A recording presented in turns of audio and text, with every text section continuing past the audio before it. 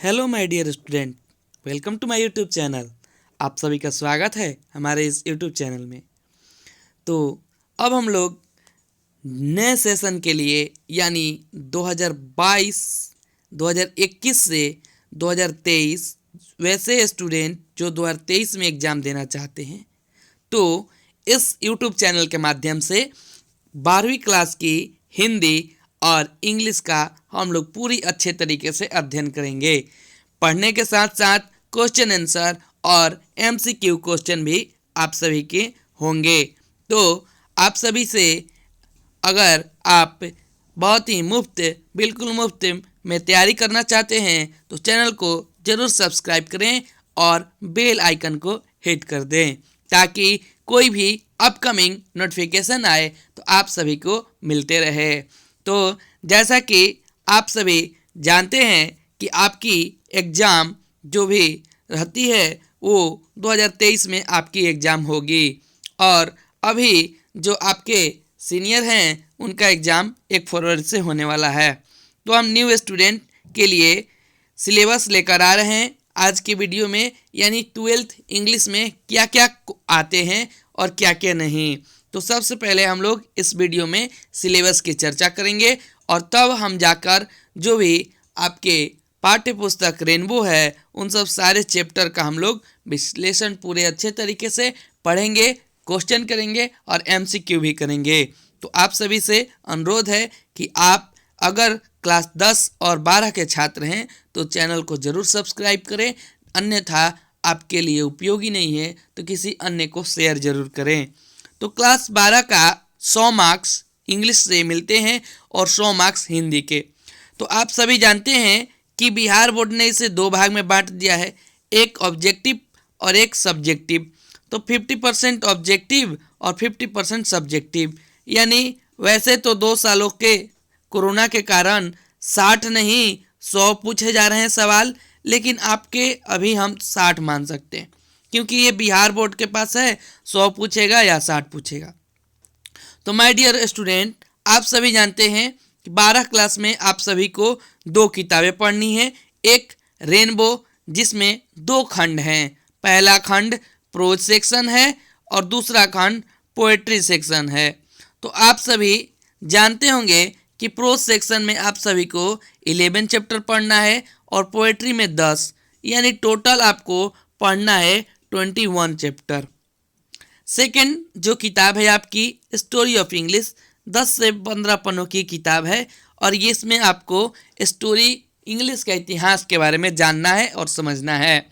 जैसा कि हम सभी जानते हैं कि इंग्लिश का मतलब कैसे शुरू हुआ, इंग्लिश कहाँ से इंग्लिश की शुरुआत हुई, आज की इंग्लिश जो है कैसी है कैसी नहीं, हम लोग इसमें जानेंगे और समझेंगे। आइए अब हम डिटेल तरीके से समझते हैं और जानते हैं। तो माय डियर स्टूडेंट, कोई भी चैप्टर या सब्जेक्ट को शुरू करने से पहले सबसे पहले सिलेबस को जानना चाहिए, क्योंकि सिलेबस जो रहता है वो 100 मार्क्स तक पहुंचने का तरीका या फार्मूला ट्रिक होता है। अगर आप सिलेबस को अच्छी तरीके से जान जाएंगे तो आप 100 मार्क्स कैसे ऑब्टेन करें, how to obtain 100 marks, then it's easy for you. तो अब हम लोग चैप्टर के बारे में समझते हैं, जानते हैं कि कहाँ कहाँ से आते हैं। तो बहुत सारे जो 50 आपके ऑब्जेक्टिव होते हैं वो ग्रामर पोर्शन से और बुक से भी आते हैं।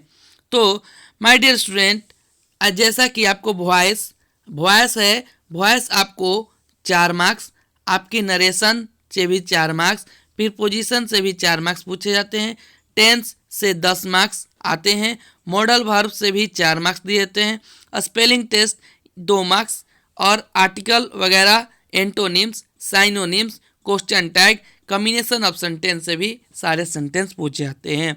तो यहाँ से आपको ऑब्जेक्टिव का मिलेगा। तो यहाँ से ऑब्जेक्टिव जो है आपका क्लियर हो जाएगा कि 50 नंबर ऑब्जेक्टिव में आपको इन सब ग्रामरों से और आपके पाठ्य पुस्तक यानी रेनबो में 21 पाठ है उनके बारे में भी दिया गया है। तो माय डियर स्टूडेंट, अब हम लोग बात करते हैं सब्जेक्टिव की। तो माय डियर स्टूडेंट, अगर आप चैनल को सब्सक्राइब नहीं किए होंगे चैनल को सब्सक्राइब कर दें।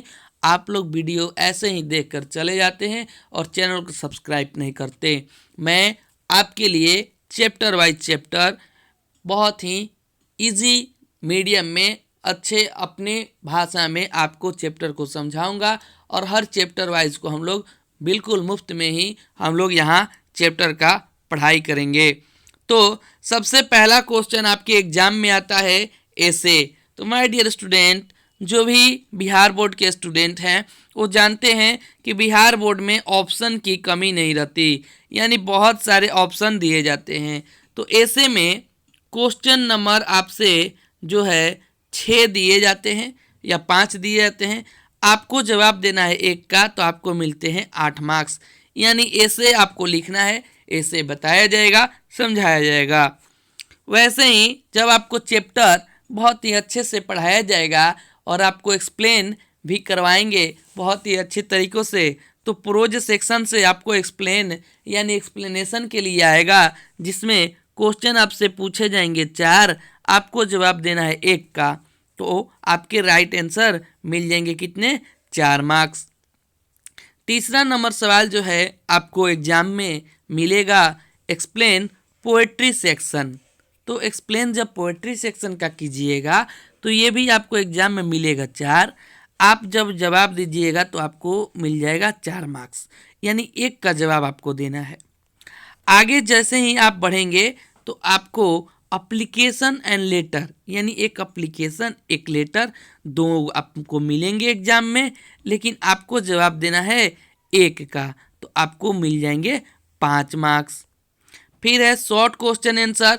शॉर्ट क्वेश्चन आंसर जो है, जो भी हम लोग 21 पार्ट पढ़ेंगे उनमें शॉर्ट क्वेश्चन जो भी सारे बनेंगे जो एग्जाम दृष्टि से होंगे, आपको हम बताएंगे कौन सारे प्रश्न आए हुए हैं और कौन आ सकते हैं, तो आपको ये समझना बिल्कुल आसान हो जाएगा।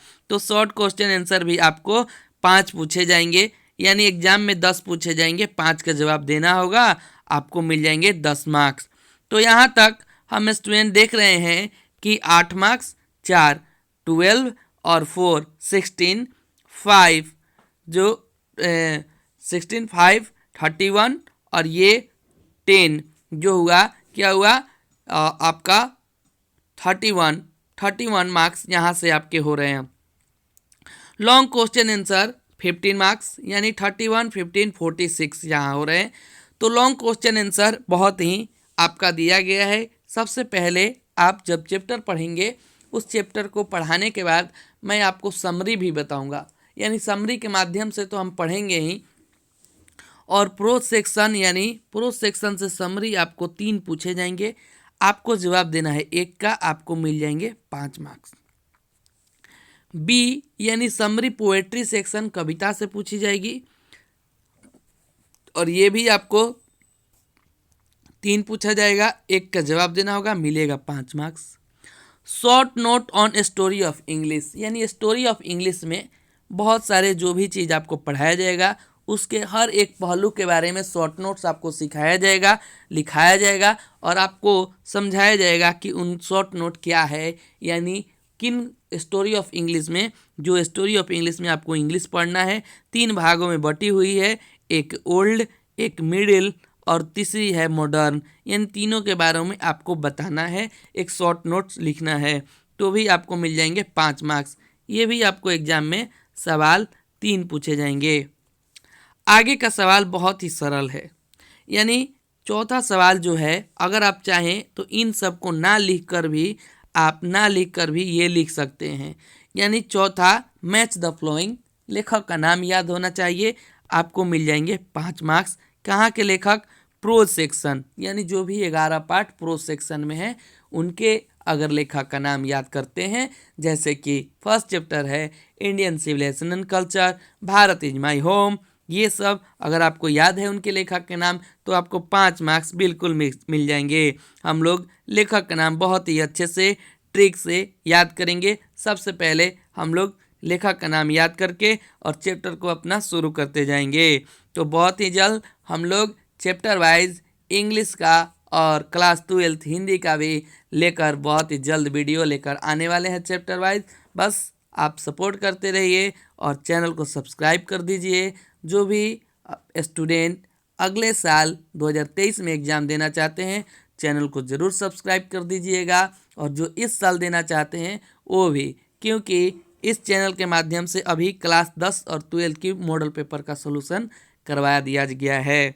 अब अगले सेशन की तैयारी कर रहे हैं हम लोग। तो ट्रांसलेशन आपको मिलेगा बनाने को, ट्रांसलेशन से भी 5 मार्क्स आपको मिल जाएंगे। ट्रांसलेशन के क्वेश्चन आपको 8 से 10 होंगे, जो कि आपको एग्ज़ाम में दिए जाएंगे ट्रांसलेशन, और आप उसका जवाब देंगे तो आपको मिल जाएगा 5 मार्क्स। आप चाहेंगे कि इन प्रश्नों को छोड़ दें और DEF बना दें तो बहुत ही आसान है, आपको फुल में फुल मार्क्स मिल सकते हैं। यानी मैच द फ्लोइंग जो क्या है ये भी आपका 5 मार्क्स, लेकिन ये पोएट्री सेक्शन से पूछा जाएगा, यानी पोयम जो पोएट के नाम 5 पूछे जाएंगे। अंतिम जो प्रश्न है माय डियर स्टूडेंट, क्योंकि यहाँ तक 46 हो रहा था और 4 = 50 हो जाएगा, तो अंतिम सवाल होगा पैसेज और प्रीसिस।